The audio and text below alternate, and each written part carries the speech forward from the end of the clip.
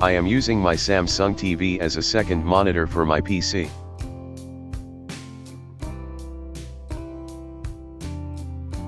Let's see how to do it. First, connect your main monitor. Now connect an HDMI cable from your PC to your Samsung TV. My computer has two HDMI ports. If your computer doesn't have two HDMI ports, you can use an HDMI converter. Now connect the HDMI cable to your Samsung TV. After connecting the HDMI cable from the PC to the Samsung TV automatically connects to the computer. If the TV does not automatically connect to the PC, you should enable the HDMI option on your TV. Now go to the main computer.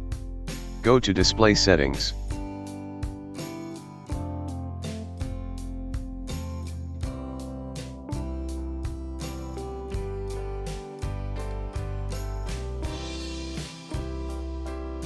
You can select how to use the two monitors from here.